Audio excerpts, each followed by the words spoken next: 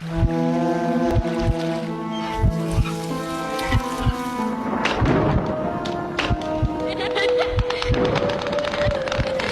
to the Deep Dive. Today we're tackling a really tough one, a case that's frankly chilling. We're looking into America's most prolific, confirmed serial killer. Yeah, it's a heavy subject. Our goal with this deep dive, using this detailed case file, is to, cut through some of the sensationalism. Right. We want to give you the crucial facts about the life, the unimaginable crimes, and the long investigation surrounding Gary Ridgeway. The Green River Killer. That's him. And just as critical, we need to talk about the bigger societal issues this whole tragedy brought to light. Okay, let's start unpacking this. Gary Leon Ridgeway, the Green River Killer, operating mostly around Seattle, King County, Washington. Correct. And the scale of his crimes, it's just staggering, almost hard to wrap your head around. It really is. The sheer scope, it forces you to, reconsider what prolific even means in this context. Mm-hmm. He was active for nearly 2 decades? Yeah, 82 to 98, roughly. Some maybe even back to 1980. Right, and he preyed on people. Society often overlooked. The confirmed victim count is 49. 49 confirmed. But he confessed to 71, and estimates. They go as high as over 90 potential victims. 90. Wow. He was finally caught in 2001, right? Serving life now. That's right. Life without parole. So those numbers, 90 possible victims. It's chilling. You have to ask, what kind of person does this? To really get it, we need to look at, where he came from. Absolutely. His story, the roots of this darkness, started way before the Green River killings became known. So his childhood. It was described as profoundly troubled. He had an overbearing mother, a passive father, some really concerning early signs too. Like what? Well, things like bedwetting that continued into his teens, and a disturbing obsession with his mother. Later on, this was linked to necrophilic tendencies. That's attraction to corpses. Yes, exactly. And even before that, at 16, there was a truly alarming incident. He stabbed a 6-year-old boy. He stabbed a child. In the liver. Miraculously, the boy survived, but that's a terrifying precedent. The violence was there early on. Yet, as an adult, he managed to seem normal. He had this whole double life. Completely. Served in the Navy, apparently visited sex workers overseas, but then, here's the contradiction, he became deeply religious.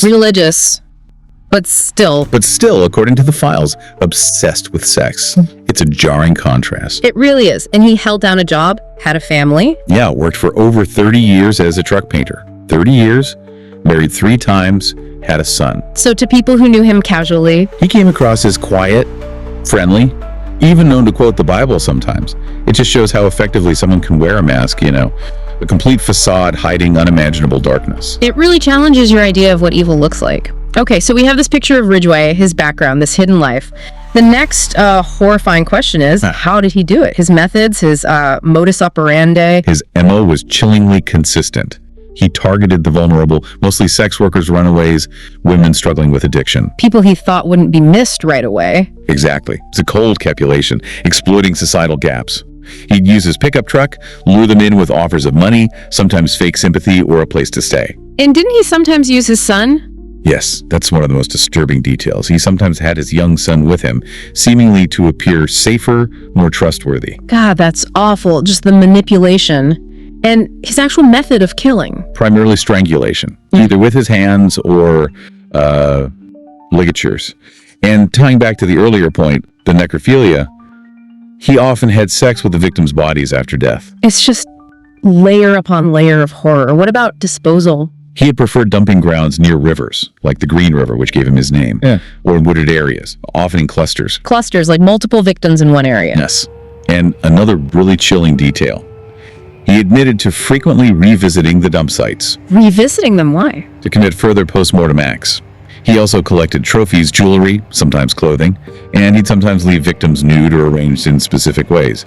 It had a ritualistic element. With that kind of pattern, that frequency, how did he avoid getting caught for so long? The body count was rising fast, wasn't it? It was. The first discoveries were in 1982. 5 victims found in or near the Green River pretty quickly. That's when the name stuck. Yeah. The police and media started using Green River Killer as more bodies turned up rapidly. The King County Sheriff's Office set up the Green River Task Force, a huge effort. FBI profilers got involved. I heard they even consulted Ted Bundy. They did, surprisingly. Bundy was in prison, and they consulted him. His insights, coming from, another serial killer, actually helped shape the psychological profile they were building for Ridgeway. Gave them ideas about his possible motivations, his organization. So they had a task force, FBI profilers, even input from Bundy, but he still evaded them for decades. What went wrong? What were the big hurdles? There were several major challenges. First, the victims themselves. Because of their lifestyles, their disappearances often weren't reported immediately, or the reports lacked detail. They were tragically easy targets in that sense. Hard to track. Very. Then, Ridgeway himself was interviewed back in 1984. He actually passed a polygraph test. Passed a lie detector. Yeah, which at the time likely diverted suspicion away from him. They even collected DNA samples from him back then, but the technology just wasn't there. So the science hadn't caught up yet. Exactly. They had the physical evidence, potentially, but couldn't make the definitive link. It was this combination of factors. The victim's vulnerability, Ridgeway passing the polygraph, and the limitations of forensic tech at the time. It's incredible he slipped through for so long. So after all those years, what was the breakthrough? What finally led them to him? It really came down to science catching up. Persistence from investigators combined with new DNA technology in 2001. The DNA finally cracked it. Yes.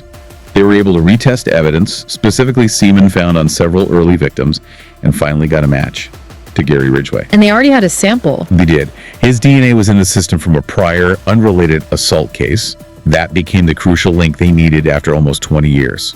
He was arrested on November 30, 2001.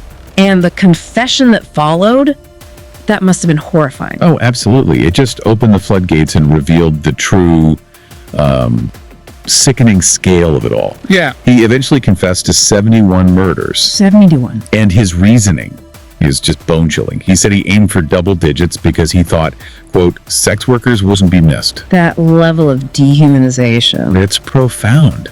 He also admitted to everything we suspected and more, returning to the bodies for sex, killing so many women, he actually lost count. He described it almost like a job, a routine, sometimes killing 2 women in a single day. Killing is a routine. It's almost impossible to process that kind of coldness, that detachment. Utterly incomprehensible. It forces you to confront, the very darkest potential of human behavior. So with that confession, what happened legally? Did he face the death penalty? He actually avoided it through a plea bargain. He agreed to cooperate fully, reveal everything he knew, including the locations of undiscovered victims' remains. So he traded information for his life? Essentially, yes. His cooperation did lead authorities to several more burial sites, which, provided answers, however painful, for some families who had waited decades. Right. Closure of a sort. So in 2003, he pleaded guilty to 48 murders.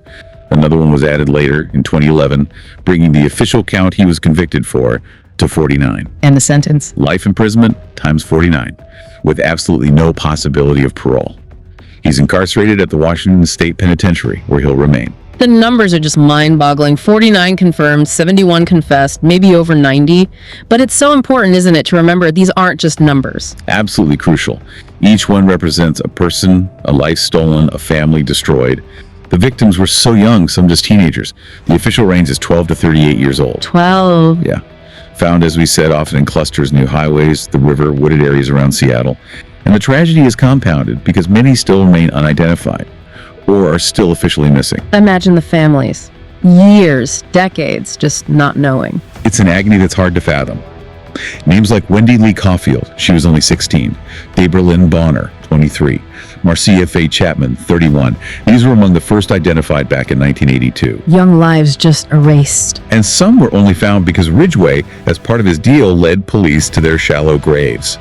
It's a brutal irony. The silence surrounding the unidentified victims, the decades of uncertainty for those families, that pain is immense. Looking at the man himself, what did psychologists or profilers conclude about his motives? Was it purely a compulsion? Experts generally believe there was a powerful compulsion to kill. Yeah, it became ritualistic for him, obsessive, but his justification was incredibly twisted. The idea that it was easier to kill sex workers. Right, that belief that society didn't care about them, so they were disposable. He even mentioned saving money, killing them after sex instead of paying. It shows this complete lack of empathy, this total dehumanization. Just seeing them as objects. Exactly. His behavior was controlled, methodical in its own awful way, driven by these warped desires and a total disregard for life. So looking back at the whole case, what's the lasting impact? Beyond Ridgeway himself being known as America's most prolific killer. Well, his status is significant, historically. Yeah. He remains the most prolific confirmed serial killer in U.S. history. And the case has, inspired countless documentaries, books, films trying to understand it. But did anything change societally? Yes, and that's maybe the most important legacy. The victims' families, alongside dedicated law enforcement, really pushed for changes. Like what? Improvements in how missing persons are tracked, especially those considered vulnerable, and efforts towards better protection for sex workers. It forced a difficult conversation about societal blind spots. So it exposed failures. Absolutely. It starkly highlighted how society can fail its most vulnerable members and how those failures can create opportunities for predators like Ridgeway. It's a dark lesson about who gets protected and who gets overlooked. So this deep dive has shown us the truly horrifying extent of Ridgeway's crimes, the decades of investigation, the immense challenges, and just the devastating human cost. It really has. It's a case that makes you grapple with some very uncomfortable truths about, both individual evil and collective responsibility. Yeah. This deep dive into the Green River Killer case, it isn't just about one monstrous man. It really is a stark reminder, isn't it? A reminder of how societal blind spots, how vulnerabilities can be exploited in the most tragic ways. It truly is. So it leaves you wondering, what does this case really tell us about our collective duty to protect people on the margins? And, how far have we actually come in making sure everyone in our communities is safe?